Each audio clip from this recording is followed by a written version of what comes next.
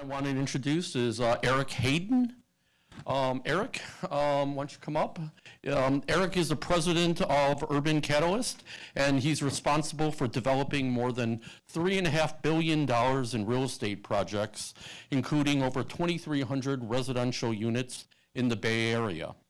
Mr. Hayden has experience in acquisition, financing, and development of multifamily, single-family, and large mixed-use and master plan developments, including commercial and industrial, and all the while working closely with municipalities and community groups. Most recently, he's entered the market with a $250 million Opportunity Zone Fund, which he's a sponsor. Thank you. Next panelist is Jan Lindenthal. Jan is the Chief Real Estate Officer for Mid-Penn Housing, which is well known as one of Northern California's most admired and largest affordable housing leaders. Since joining Mid-Penn in 2009, she's overseen the construction of more than 3,200 affordable homes. She currently leads Mid-Penn's 40-plus member development team, who's currently stewarding a pipeline of more than 25 development projects that will produce an additional 3,000 homes for individuals and families who are both low income and moderate income, otherwise known as the missing middle. And finally, our third panelist is Kelsey Lamaster. Kelsey is a partner in the tax practice of the law firm of Goodwin Procter. His practice includes mergers and acquisitions, opportunity funds, real estate and venture capital fund formations, private equity and venture capital investment structuring, investments in real estate by investors and joint venture and other partnership transactions. His firm's work include representation of over a dozen Opportunity Zone funds throughout the country. So please welcome the panelists.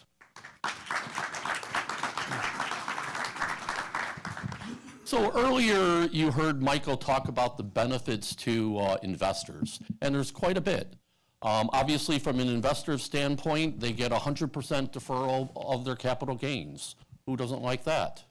They also have an opportunity for a reduction of 10 to 15% of that capital gains after 5 to 7 years. And more importantly, they have the opportunity to completely eliminate their capital gains at the end of 10 years for their Opportunity Zone investment. So we get why the investors are interested in it, but I'm curious from a development standpoint, Jan, why is Mid-Penn interested in Opportunity Zones as a developer? What's in it for the developer?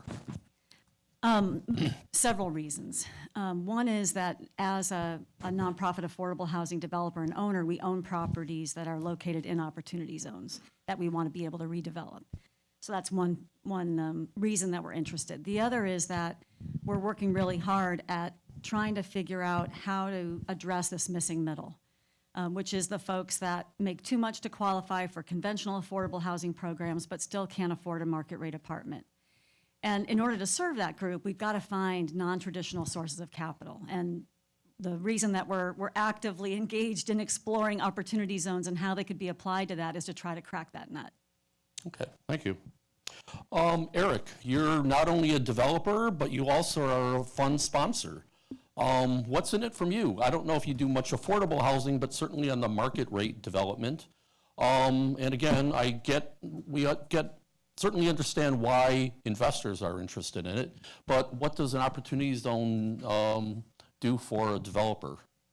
You know, when we saw these Opportunity Zones come through, and specifically the Opportunity Zone in downtown San Jose, we looked at it as a real, no pun intended, opportunity to do ground-up development.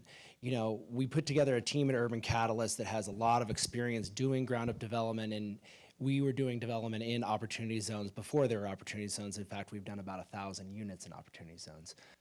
But overall, the development potential in these areas has always been there, and it continues to be there. Thank you.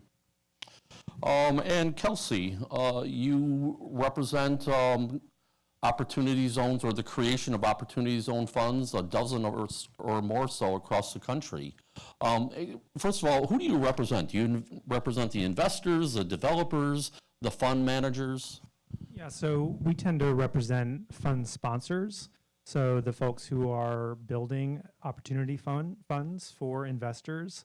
Often those sponsors will partner up with developers.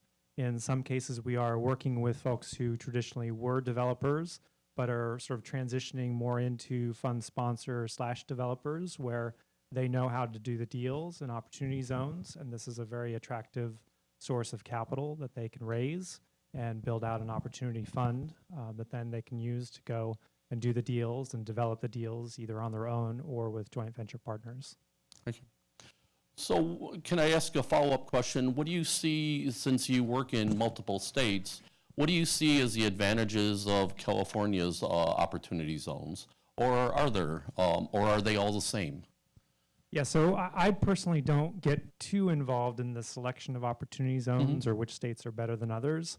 But we do work with, funds that invest significantly in California. I just think that the size of the state and the number of zones that are available here presents, a very attractive set of potential investments. And I think in California in particular, a number of these zones were already, even though they were low-income zones, they were already attracting a fair amount of capital. So for traditional real estate fund sponsors and investors that are looking to make the investment to not only get the tax benefits, but also to realize very powerful, compelling investor returns, a lot of the zones in California were already on the rise. And we see that as being a very compelling story for funds to focus in on those zones in particular.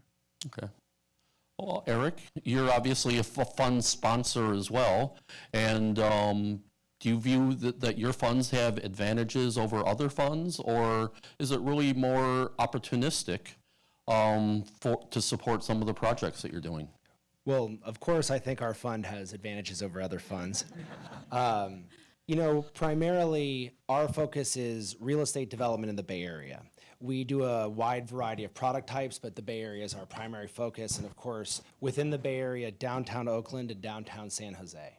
So really, those are the areas that we are going towards because we think that those areas have the most opportunity where we can do ground-up development, where we've been doing ground-up development, and really give a good return to our investors, but also at the same time, improve the community. I mean, we talked a little bit at some of the previous panels about how these funds are somewhat a mixture of investors coming in wanting a return on their investment, but also their impact funds that go into these opportunity zone areas and really improve the communities. Okay. In terms of talking about California's advantages and disadvantages, Michael had said earlier that the creating a fund, the advantages of a fund really are maximized by creating the fund and investments in 2019. But yet we have developments that occur in California that are not quite that easy and don't exactly fit into a neat box where we can get them off the ground in the next 12 months. Jan, how long does CEQA take to do that? Can you identify a property today, get through the CEQA process, create a fund, and invest? Well, this is an area where affordable housing may have an edge over conventional market rate development because we can qualify for the categorical exemption under CEQA depending on the project and the attributes of it. We can, if we're in a mitigated negative deck situation, we can get that done in less than 12 months. Mm-hmm. And Erik, how long does CEQA get through you on the conventional process? That is a loaded question. I will say CEQA has taken me anywhere between 12 months and 5 years, depending on the type of project. CEQA can be a very challenging process to go through. However, in downtown San Jose, we've, with the recent adoption of their downtown environmental impact report and some of their streamlining processes, we really have seen that we can go through the process much quicker. However, overall, our fund is focused on buying projects or investing into projects that are either partially through the CEQA process or all the way through it, getting closer to building permits and being shovel ready. And really that's due to the 31-month time frame that we have to deploy our capital. And just one thing I would add to that, just to pick up on what Erik was saying, is thinking about what municipalities can do to incentivize development in their opportunity zones would be to do the environmental review up front. So where cities proactively do an EIR that, that covers the anticipated development, then that's going to accelerate the investment. Kelsey? Yeah, and just one thing on the investing to get the max benefit by the end of 2019. So that's really the test that applies at the level of the investors putting their money into the opportunity fund. And then as Erik alluded to, the fund then, if you sort of structure things properly, can potentially have an additional 31-month period to spend those funds into qualifying projects. So you do have ways to sort of expand that timeline a bit. And the real sort of threshold is getting your money into the fund by the end of 2019. But again, that's just a small portion of the overall max benefit that you can get. So Erik, you had mentioned that the big advantage are projects that are ready to go right now. The Opportunity Zone projects that we've seen, are they really doing it because of the Opportunity Zone benefits, or would they have taken place regardless? Well, a lot of the projects that we're looking at, of course, they're in the entitlement pipeline. And so they started before opportunity zones really became a thing, before they were selected. So a lot of the projects we're looking at, that the opportunity zones didn't have a lot to do with how they started. However, they will more than likely have a lot to do with how they finish. It was alluded to in one of the earlier speakers who said there are a lot of residential units in San Jose that have the ability to pull building permits, but they haven't been pulled. And a lot of that has to do with rising construction costs, but hopefully with the additional capital that comes in through the opportunity funds into areas like downtown San Jose, you will see a lot of those projects will get their financing and move forward. Let's talk a little bit more about the types of different projects. Are opportunity zones really designed for new construction? There's a substantial improvement test. Kelsey, can a renovation qualify? Yeah, it can. There are two alternative tests that need to be satisfied at the property level for the property to count as qualifying opportunity zone business property. One is called the original use test, and the other is called the substantial improvement test. The original use test is a little difficult to satisfy with real estate because you satisfy it by becoming the first user of the property. So any existing building that you buy, unless it was literally just completed and had never been put into service before, would not meet that test. Although if you're buying a brand new spec'd out building right after C of O or before it's been actually used, it can satisfy original use. More likely what you're going to do is buy a property that has a building on it and try to satisfy the substantial improvement test. And that test requires that you double your basis in the building over a 30-month period. And I think this test was alluded to in one of the previous panels. But you can think of it, if you spend $10 million on a property in an opportunity zone, and $6 million of that is value attributable to the land, and $4 million is value attributable to the building, you basically have 30 months to put another $4 million into the land. So if you have to do a substantial renovation. But at that point, then it would meet the substantial improvement test. Thank you. I wanted to get back to one of the points that Jan mentioned, and that is an exemption for CEQA. Does that currently exist in the opportunity zone, or is that something that's being proposed? And I think the same goes to the additional condition for the California capital gains, the state capital gains tax. Currently, I think there's half a dozen states that all follow the federal requirements, and you can correct me if I'm wrong, Kelsey, but California currently does not offer the additional exemption or the capital gains deferral for opportunity zones. Yeah, that's right. I'll just answer that quickly. California does not conform to the federal law benefit, and I think that was mentioned in one of the previous panels. There is something in the Gavin Newsom's budget to potentially conform on affordable housing and green technology, but that's still a ways away. And then there are many states that do automatically conform to federal. I want to say it's maybe 10 or 12 that do not, and California is in the list of states that do not currently conform to the federal benefit. And the CEQA requirement for affordable housing, does that exist today? That exists today. It's under state law. All right, Yeah. thank you. Is that something that you would like to see apply to opportunity zones for all product types, Erik? Absolutely. I want I Gavin thought you would say Newsom to that. give the discount for the state capital gains taxes, and I want CEQA to be like a 2-month process. Yes. Okay. So let's change gears a little bit and maybe talk about some of the either real concerns that community organizations have and cities have, some of it being rhetoric, some of it being real based, and that is whether or not opportunity zones really are more of a catalyst for gentrification or a catalyst for the displacement of low-income people. Obviously, all of these census tracts, all of the opportunity zones are based on low-income census tracts. Jan, do you think there's a concern here, or is it valid or not so valid? Yes, I think there's a concern here, but the concern is it's everywhere.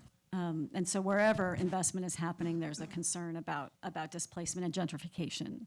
And we're seeing that in every community that we work in. I think the potential advantage that communities have in adopting regulations and guidelines around development in their opportunity zones is to really hold the line on the community benefits that they want to see in exchange for the benefits that would accrue to investors. So to me, that's an opportunity that is created through this legislation to be able to allow communities to have more of a discussion around what are the benefits that we want to see if these investments are going to occur.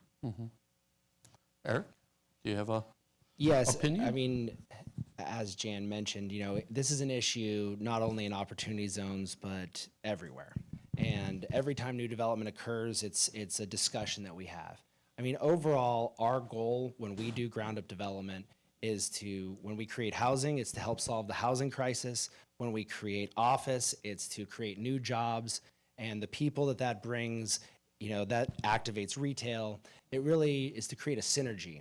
And really the long-term nature of our fund and these opportunity zones where you have the 10-year hold, that makes the projects that we invest in, it makes us a long-term player in the areas that we invest. And hopefully we'll do a lot of projects in these zones, and they will be able to have a synergy together to really create and activate a community.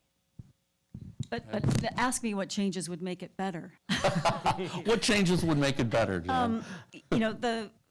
So displacement is one of the biggest potential impacts. And to me, going back to what Kelsey was talking about in terms of the investment in existing qualified property and opportunity zones, and this would be something for the think tank to work on as far as the next wave of regulations, is creating some incentives for reinvesting in existing properties in exchange for preserving affordability. And that could be done by, to be honest, it's the devil's in the details in terms of how that cost is defined. But frequently in the projects that we're working on, where we're doing substantial renovation, we are doubling the cost. Now that's because we're utilizing affordable housing resources to do that. And there are some conflicts between the mechanisms to facilitate opportunity zone investment and affordable housing programs that need to get resolved. But setting that aside, looking at how you could incentivize that investment into existing multifamily rental housing that would help preserve those units is something that I think there's some real possibilities for. Okay, thank you. Well, I know recently the city of Oakland actually passed city goals and kind of a menu and a directive for many developers that they requiring them to justify a certain number of community benefits supporting development, and particularly for concerns with opportunity zones. Is it the role of the city or the state in government to step in and mandate that a developer provide community benefits, or is this just about investments in opportunity zones? Well, having been a part of the Brooklyn Basin Master Plan in Oakland for the last 4 years, I'm aware of Oakland's mandate, and we met it at Brooklyn Basin. Overall... Voluntarily? Yes, voluntarily. Okay. And, it is the goal, as a real estate developer, the cities, you work very interactively with them. And if they have programs in place or they have suggestions to give community benefits to certain areas, we always work with them. We like to talk to stakeholders. We like to talk with cities. We like to figure out how we can best impact those cities. And so while I do think it's a role, it is something that I would like to discuss moving forward with any agencies that are interested. Thank you. Jan, should government mandate it, or is it discretionary?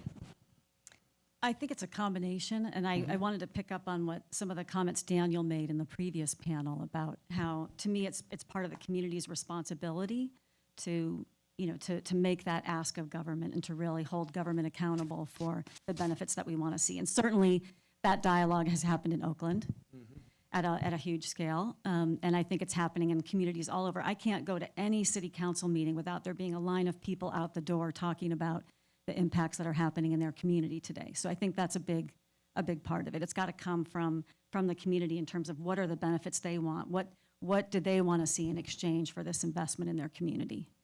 Thank you. We talked about, obviously, that new construction certainly is a big benefit for investors and meets many of the tests, and in many cases, renovation can.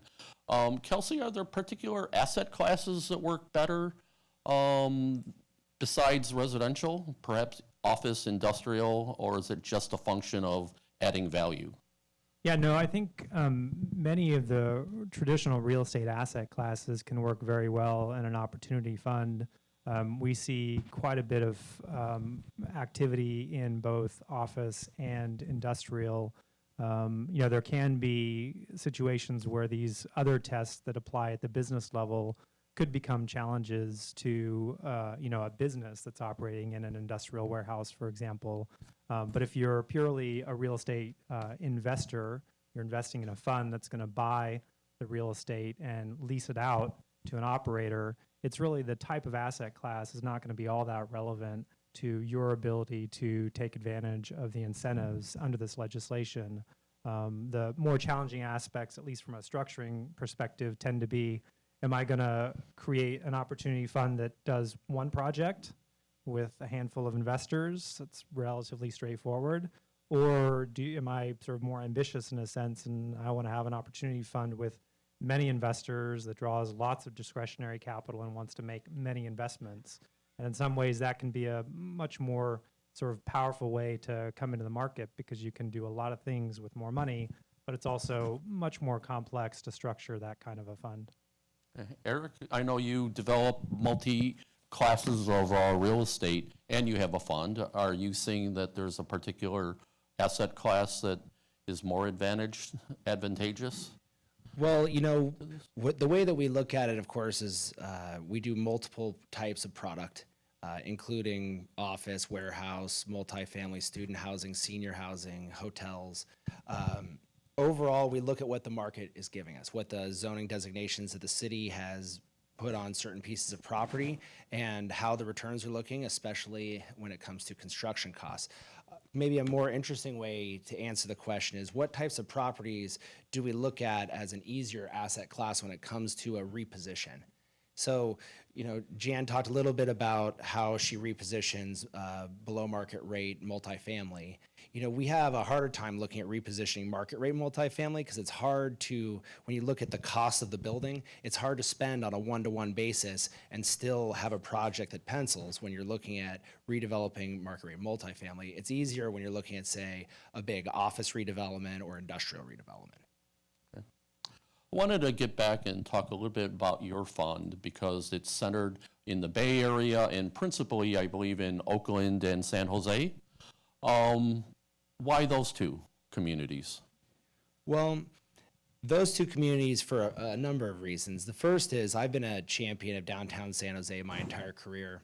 I've been doing real estate development in and around the downtown core, and it's been a passion of mine. So I love San Jose. Second, I've done a lot of work in Oakland and throughout the Bay Area. San Jose itself, it seems like it's right on the cusp of an office boom. I mean, you see Palo Alto as like the center of the universe, and you see as it expands, you see office development in Sunnyvale and Cupertino, and as those areas have really been built out, you kind of look at what's next. And when you look at what's next, you see downtown San Jose and North First Street. You see Google coming in. You see Jay Paul coming in and buying big properties. You see Gary Dillabo coming in and buying a bunch of properties. You see that there is this wave, and it's really time to catch it, especially in San Jose. Oakland, on the other hand, Oakland is really a function of San Francisco, and as San Francisco increases in values and, creates jobs, you see people thinking, well, it's a lot cheaper to live in Oakland. It's only, 15 minutes without traffic across the bridge and 12 minutes on BART. So you see a real, in the last, say, 5 to 10 years, you see a real renaissance happening in Oakland where the residents of Oakland and the developers have really come together to create a cool place to live. Thank you. Your fund, I think Michael Novogradac mentioned there was $1 billion in actual funds that were deployed last year. Your fund's $250 million. That a quarter of the entire country's opportunity funds that were created? Well, that's a great question. So, the Secretary of Treasury did say that he thinks $100 billion will be going into these funds, and it's over the next several years. I like it that Michael broke it out into 5-month period or 5-year periods.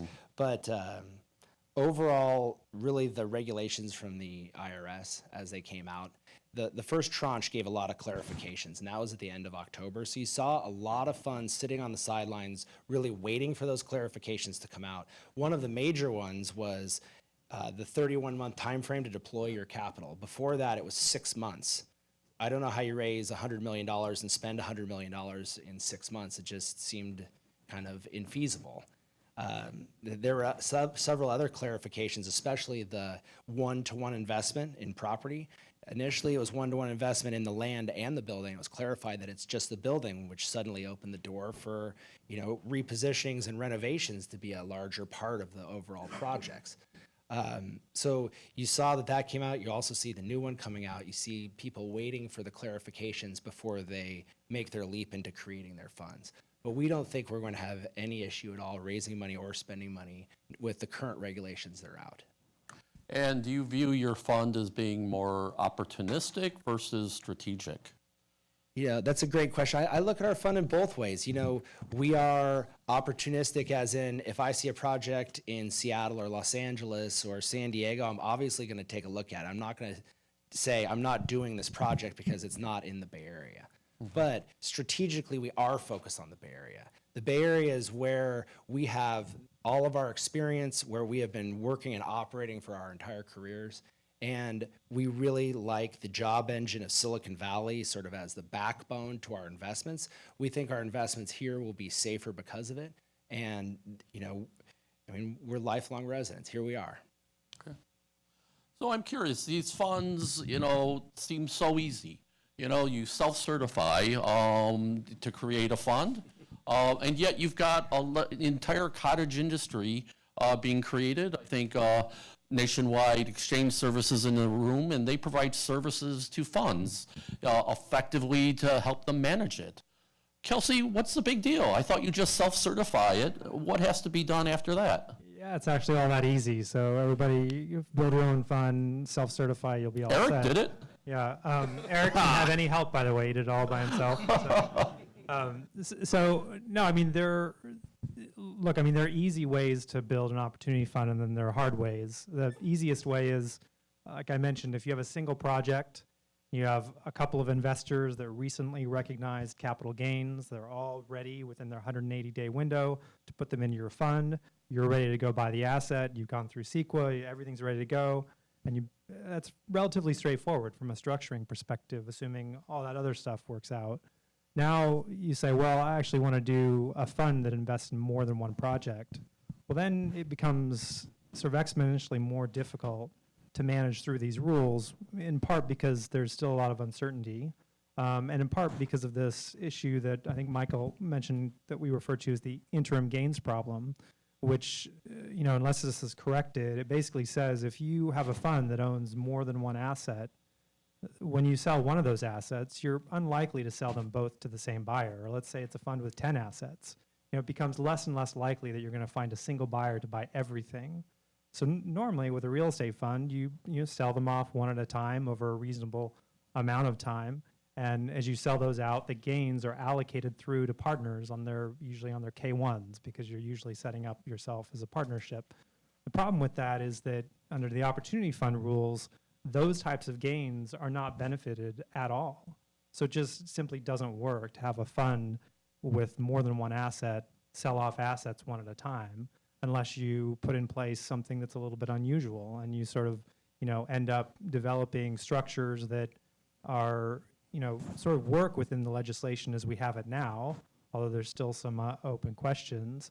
And, it's very complicated to get those to work out properly, even though it does appear that this legislation was intended to allow, multiple asset funds and, long-term funds that invest in more than one properties.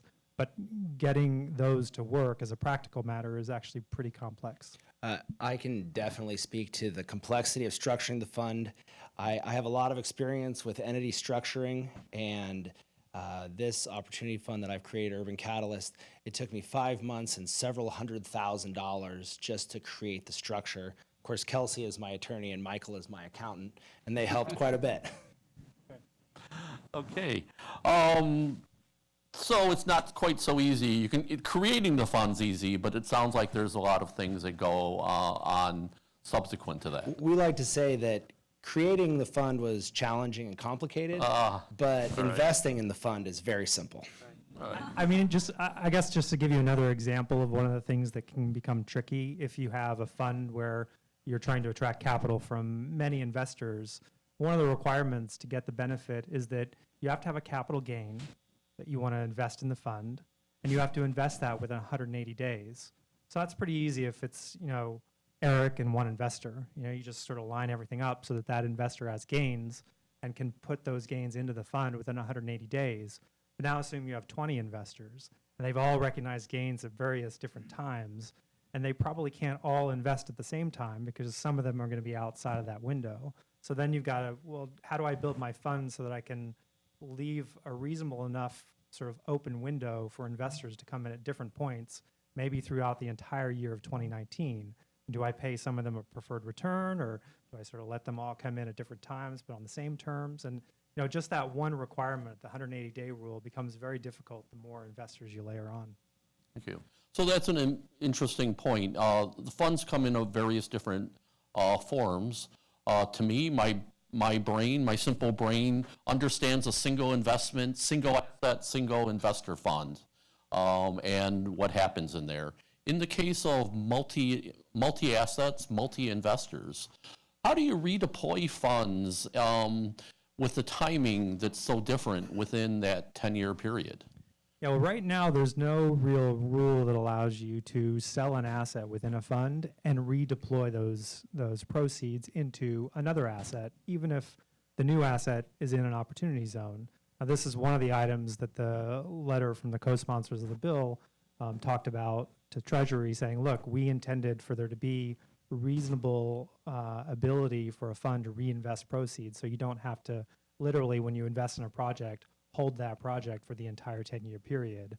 Right now, those rules don't exist. So the only thing you can do, which might or might not help you, is you can still use the like-kind exchange rules if you're in real estate, and potentially use those to sort of trade in and out of assets as long as you meet those requirements. But they're fairly rigid, and I think the hope is that in this next tranche of regulations, or maybe the one after that, there will be something that has some sort of a framework around this. Well, you can trade out of an asset, and as long as you reinvest in an opportunity zone, that's okay. We're really hoping that legislation comes about as well. But for right now, the way that we look at it is, because of the long-term duration of the fund, we're looking at a year of fundraising in 2019 to maximize the gain. Then we're looking at a 10-year hold. Then we're looking at a disposition of assets. So let's say that our fund, when it's all said and done, will take between 13 and 14 years for us to return all of the initial investments and profits back to our investors. That's almost double the length of a traditional fund. Traditional funds are 5 to 7 years. And we're really looking at having two funds that would almost be bookended together, where in the center, we would have our assets stabilize, and then we would refinance those assets and redeploy the refinanced money into new assets. All right, I'll ask one more question and then take questions from the audience. But how do you get out of this fund? At the end of the 10-year period, are you selling to an investors, or do you just simply sell the asset to a third party? Is it as simple as that? It is not And at the all timing. as simple as that. That's one of the hardest things about these rules. And I think a lot of us kind of have our fingers crossed that Congress will do something over the next 10 years to make the exit planning more simple to execute. But the way it's set up right now is these tax benefits that everyone talks about are tied to the investor's investment in the fund. They're not really tied to what the fund does with the assets. So what that means is, for me as an investor, to get the no tax on appreciation, I get that by selling my interest in the fund. Well, if I'm an investor in Eric's fund, am I going to sell an interest in this fund that has, 10 or 20 or 30 different assets? Who's going to buy that? Is the sponsor even going to let me sell it? And, is there liquidity out there in 10 years for me to sell an interest in the fund? And what if everybody wants to sell at the same time? Who's going to buy all those interests? And, it's a question that doesn't have a very clean answer. I think what we do with our clients is try to come up with various sort of exit strategies for, what could this look like in 10 years? And we come up with one or two that, under the law that we have today, at least as a technical matter, work. They're still not ideal, but you do have something that is feasible, and then hopefully it will actually become easier between now and then. Thank you. Jan? If I could just add Yeah. one thing. So the issue of exiting the fund is one of the things about the opportunity zone rules as they currently stand that make it difficult to pair with affordable housing. Because in affordable housing, we're also using long-term investments, but it's typically more like a minimum of 15 years with a goal of preserving that asset for 55 plus years. So the idea that an investor comes in and their capital gain is deferred, which is good for them, but it's not forgiven. And the 15% that is written down over that initial 7-year period isn't enough, we don't think, to really make it financially viable in affordable housing. And then we still have the issue of what happens when they do want to get out, because that could force a refinancing or a sale of the affordable housing property, and that's what there's a tremendous amount of effort to prevent. Okay. Yeah. So Eric? I also want to talk about our exit strategy, and sort of as Kelsey was alluding to, there are some complicated structures. The first structure is our fund is a REIT, and that's what allows us to get the tax-free nature of the profits from the fund. One of the rules for a REIT is when you declare and start selling assets, you have 2 years to liquidate all your assets. We're planning on liquidating our assets one at a time to different buyers instead of in, say, a bulk sale to maximize the return to our investors. Overall, we like the 10-year hold because it's, in general, real estate appreciates over 10 years, but we also like it that we're not forced to sell in a certain time frame. If after 10 years, say we're in a recession, there's nothing that has to compel us to sell in that year. We can wait until the market picks back up and then sell our assets. Thank you. So suffice to say, MidPenn's not ready to dip their toe in the water and create a fund for affordable housing projects at this time. I think that there's the biggest challenges with opportunity zone funds and affordable housing is the fact that it has to come in as equity. And in typical affordable housing projects, we already have an equity partner who is the tax credit investor. And in California, and specific to the Bay Area, the returns on a tax credit investment, the yield to the investor is sub 4%. So, and they're typically the big banks who don't have a lot of capital gains. So there isn't really an additional incentive for them to increase their pricing in an opportunity zone. However, something that would really benefit the affordable housing industry is to get more investors into the market.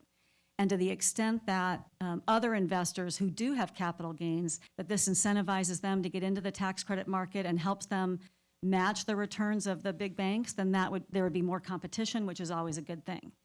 And certainly in other parts of the country where there's more credits and less demand, it could also be more beneficial. But here in the Bay Area, we're at this point not seeing a lot of application for tax credit finance projects.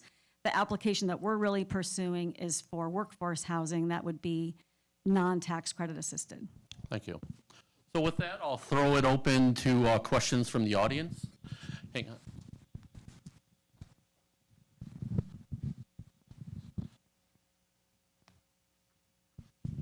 Hi, my name is Jessie O'Malley Solis from VTA, and I'm curious from the panel's perspective, what type of discounted pricing are developers expecting to see from the funding that you guys are creating?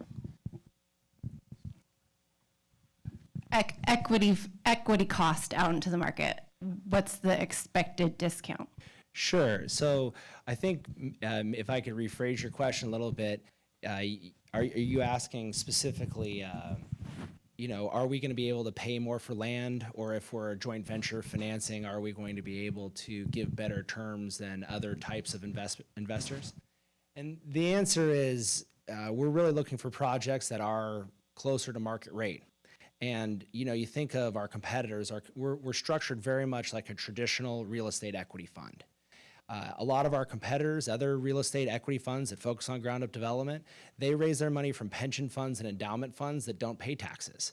So they're already in the market, and they've already set the standard of what is a return on investment. So we're really still competing with competitors. So not a lot of discount is the answer.